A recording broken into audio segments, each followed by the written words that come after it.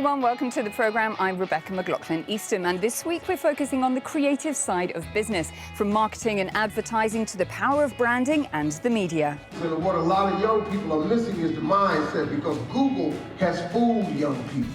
We also head to London to find out how Jordan is promoting its technology startups to foreign investors.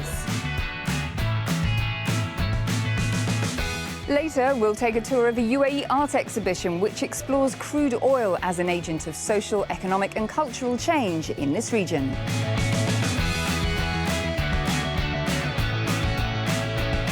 But first, we're on the ground in Dubai at an event called Lynx, which brings together some of the biggest brand executives in the business and fledgling companies. And people are talking about how best to reach customers and strive for creative excellence.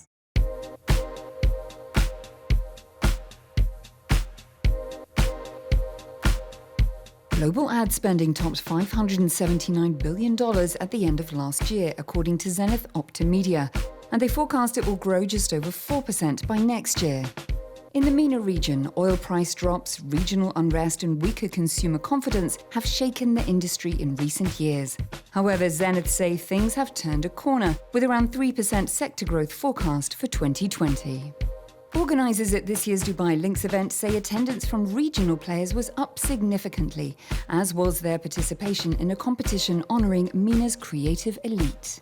It used to be very dominated by the UAE, particularly Dubai, but actually the work coming out of all sorts of different places, Egypt, Morocco, Lebanon, and even this year we had our first shortlist ever from Iraq. According to those on the ground at Lynx, brands are being forced to diversify their ad campaigns to reach consumers, with a mix of digital, video and social media advertising approaches, plus traditional print, TV and radio activations. This year, digital has overtaken print as the biggest and fastest growing category for the first time, and social media advertising is expected to hit $50 billion. Brand executives from companies like Twitter, where nearly 80% of people on the platform follow brands, say that the Middle East is one of the quickest expanding regions from an advertiser and a revenue standpoint. So we see brands activating on the platform across every industry and every vertical, from automotive to telco to financial services, and they're leveraging the platform to really start with our audience and use our audience behavior and insights to inform not just their strategy on Twitter, but often their strategy beyond Twitter.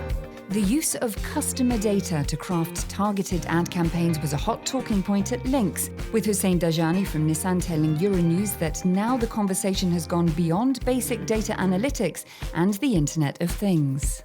The new kid in the block is the customer experience thing, which you call it consumer experience, you call it human experience, so on and so forth. At the end of the day, it's who's actually interacting with your product. Millennials continue to positively disrupt the global ad space, according to Dajani, who says that conventional marketing just doesn't appeal to them.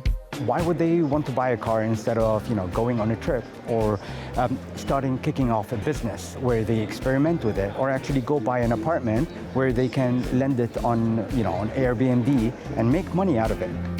Lightening the business talk with some laughs at Lynx was guest of honour, Emmy Award-winning personality and comedian Steve Harvey. On the topic of millennials with ambitions to follow in his comedic footsteps, the father of 7 had this to say. There are no 21-year-old famous comedians. There are none.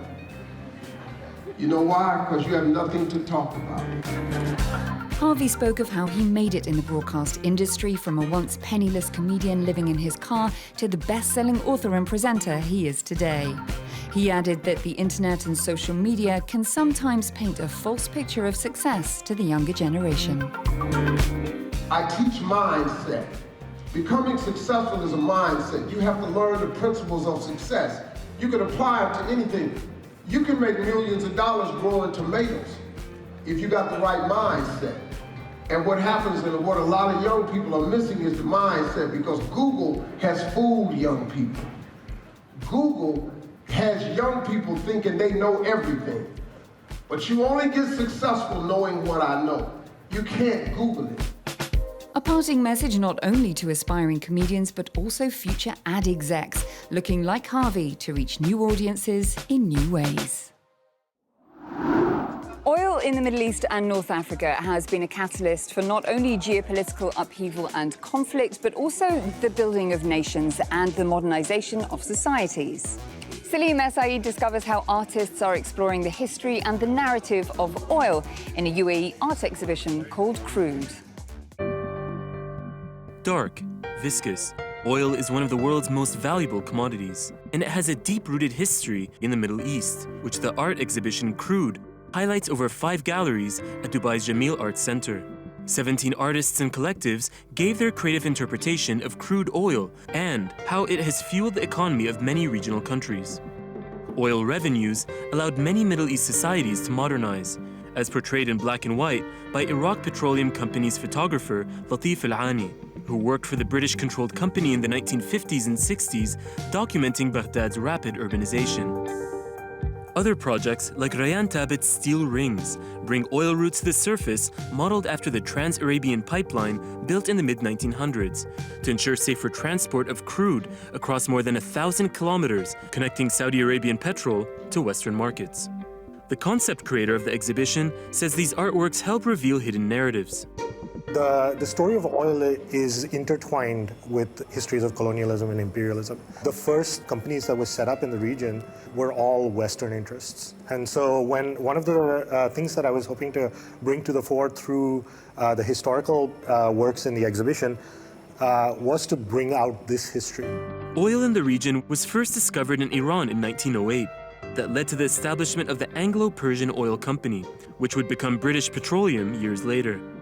Oil exploration and drilling continued apace across the Arabian Peninsula in the 1920s and 30s, with Saudi Arabia finding reserves in 1938 and the UAE in 1958. With it developed the identity of company men from the West, who came to the Middle East to harness the black gold. Artist Raja Khalid captured this image in a series of 1950s press photos she collected, with these pictures showing expatriates playing golf on makeshift courses in Dhahran, home of Saudi Arabian oil company Aramco. Saudi Arabian artist Manal al-Dawyan documented the stories of expats who she refers to as oil men and women in Aramco, with her photography and short film project, If I Forget You, Don't Forget Me. She says Aramcons, as they're called by members in the community, have constructed their own culture. They gathered in a point in time and created something. And that something is not really business related. They had their own language. They had their own terminology. The children were called Aramco brats, the ones born inside, because they have their own accent in English. According to estimates from OPEC, about 82% of the world's proven oil reserves are located in its member countries, with OPEC reserves in the Middle East making up more than half of that amount in 2017. With each barrel of oil produced telling a deeper human story. Jordan is looking to its young entrepreneurs to boost growth, increase jobs, and safeguard the future of its technology sector. Damon Embling investigates how ICT startups are making a difference in Jordan and drumming up interest overseas.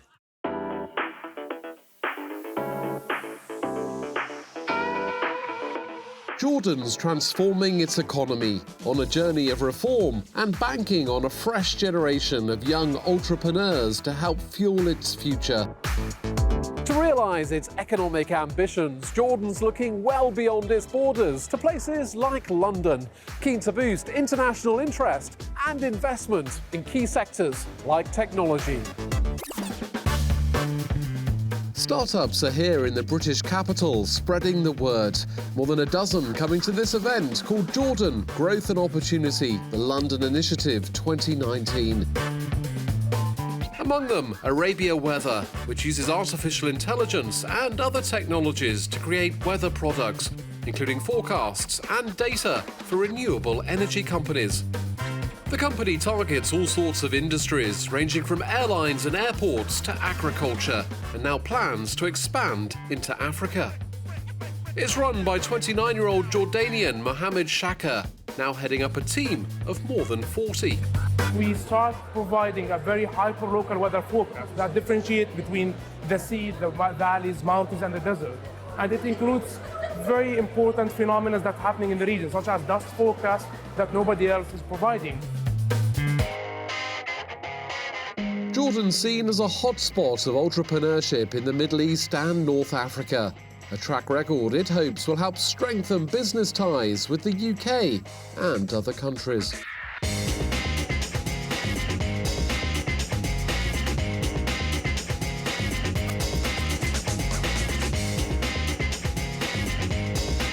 The young Jordanians are creating their future. We have startups all around the place here. They're showing their brilliant ideas. They're meeting investors. They're going to make a difference to Jordan. What are the challenges in terms of developing the entrepreneur, the startup ecosystem in Jordan? The biggest challenge we have is our biggest opportunity. It's our army of young, talented, passionate graduates who are willing to work. And what we need to do is to make sure that the international companies and community understand this value.